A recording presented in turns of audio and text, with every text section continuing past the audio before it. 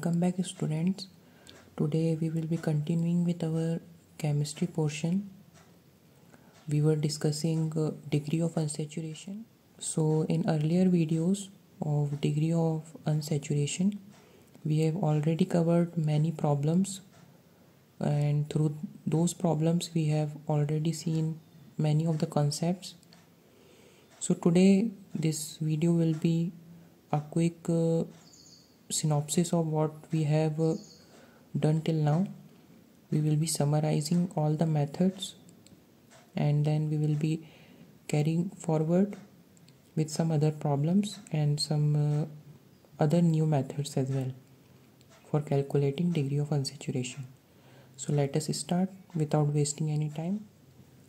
So calculation of DU can be summarized in the following two ways. The first way we have discussed was when formula of compound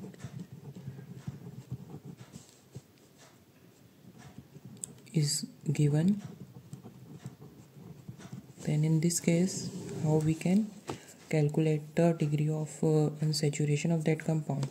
So simply we were having a formula of degree of unsaturation is equals to C plus 1 minus H plus X minus N divided by 2, where C is number of carbons, H is number of hydrogens, X is number of halogens, N is number of nitrogen, or combinedly H plus X can be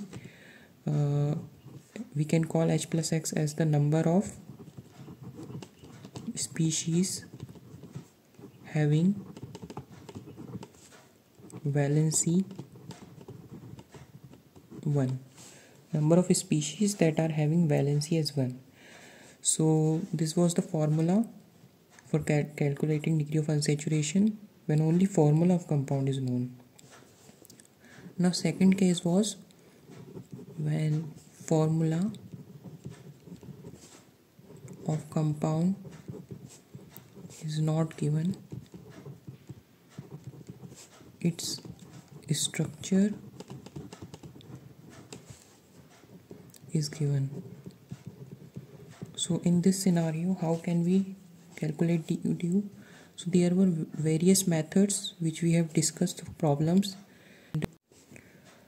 So our first way of finding DU using a structure is half of number of hydrogen removed.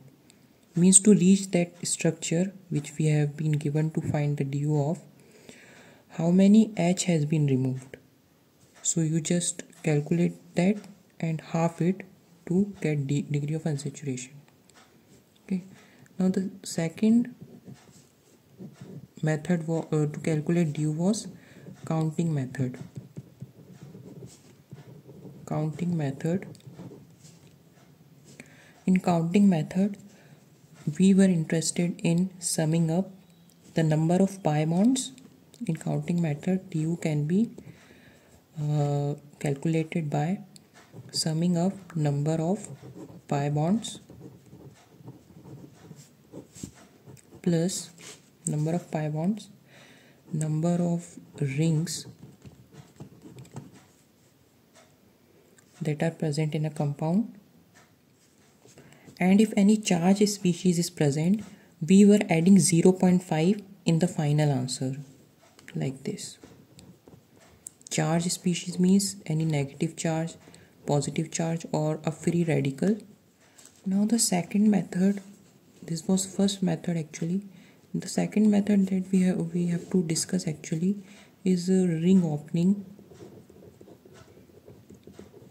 method. This is the ring opening method is specifically designed for rings, how to deal with rings. So this topic we will be seeing in upcoming next video. So I have already told you that this concept of degree of unsaturation, this topic would not stand by itself. It wouldn't be asked in exams directly. JEE Advanced specifically, it will be asked in mixed format to provide you a basic hint in the problem. So it will be utilized in that scenario. So in my first video I told you that I will be discussing one problem which will actually make you realize its importance in questions. So actually, if you know basic thing about this formula and these some methods, you don't require to do much complex problem on this topic. But I am providing you such problems so that you become very good in this concept, and just by seeing the formula only you are able to calculate degree of unsaturation. So these problems are just meant for that purpose. So this was the statement of that example that I took in my very first video. This is that paper on which I have given this problem. So the example says that C4H6 is the formula they have given, and we have to find the structure or predict the structure of compound. This is our first problem, which gives positive tolerance test. So first of all, to solve this problem, you should have an idea of what is tolerance test, and then you should have an idea of DU. Then only you will be able to make its structure, which gives actually positive tolerance test, because this formula will have multiple functional isomers which are possible with this structure. So let us solve the first problem, C4H6, and we are solving its A part. So there might be a possibility that you may strike or you may come with other structures as well, but here I will not be going into so much depth, and I will be trying to give you a very basic structure which is possible for this situation. So without wasting time, let us calculate its degree of unsaturation first of all. So how to calculate? Since formula is given, so we can directly use C plus 1 H plus X minus N divided by 2. Using this, let us put all the values here. So 4 plus 1 means 5. I'm writing directly. Number of H is 6, X is 0, and number of nitrogen is also 0. So 6 divided by 2, that yields degree of unsaturation as 2. So when you see this degree of unsaturation, what comes to your mind? It may be the possibility that 2 DU represent a triple bond. A DU of 2 represent 2 pi bonds. A DU of 2 represent a ring like this, means a 6-member or any other type of ring, plus a double bond like this. So these are the, or yes, there will be another possibility, 2 rings. 2 rings is also a possibility that may strike you. So if you have little idea about this situation, so here this is a hydrocarbon, and tolerance test you have read that it's generally valid for aldehydes and ketones group only. So tolerance test is actually not limited to those compounds only. Actually it is useful in wide variety of compounds, out of which terminal alkynes gives positive tolerance test also. So yes, so these structures which contains these forms will not be useful. The structure which contains triple bond will be useful, and that too it should be terminal one. The alkyne should be terminal one. So how can we make that? C triple bond C. Can this be a possible structure which can give positive tolerance test? So yes, it can give.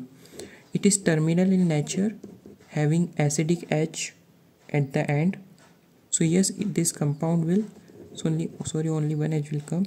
So yes, this compound will give positive tolerance test. Actually, this is the only possible structure which will exist to give tolerance test. Now let us see the B portion. So B portion says predict the structure of compound which on ozonolysis. So first of all, you should know what is ozonolysis.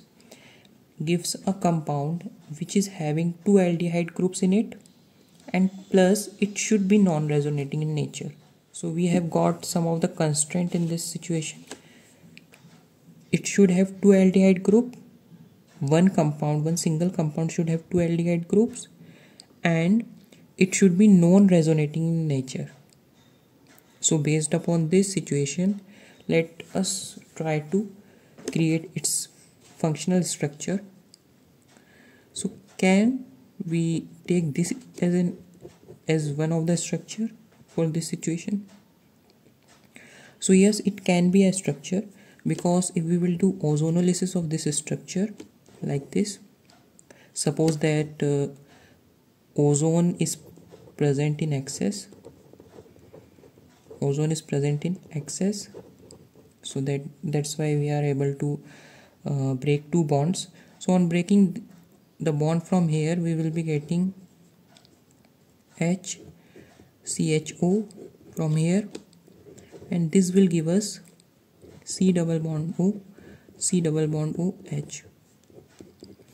So yes, in this compound actually two aldehyde groups are present. We will try to see it individually, and this will give again HCHO. But is this the compound that we want? So yes, no, that's not the compound we want, because it's resonating in nature. These bonds can resonate actually. So what's the other possibility of leaving this? So yes, there can be one structure possible like this, a ring like this having a double bond. On ozonolysis of this ring, we get a compound like this.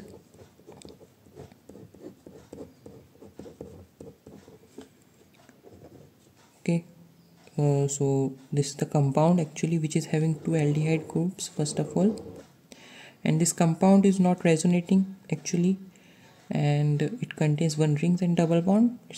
No resonance is possible obviously. So this is the answer of this. See, you may come up with this structure as well, like this and this. So this is also having Du of 2 and 4 carbons. If you if you do ozonolysis of this compound, then it will give C double bond O H C C C double bond O H. So this is also possible compound, no problem. So this is also possible structure. Any other structure might also strike. We are here just to gather basic idea of this, the usefulness of this concept. Now let us see the C problem. It says you have to find the structure which is resonating in nature. So actually earlier we have created that structure. This can be the structure which is actually resonating in nature like this. So yes, it's resonating in nature, and it can resonate like this. It will be having two resonating structures, C double bond C, negative charge here and positive charge here. Okay, so this is the possibility. Any other possibility, again I am saying, it can strike you.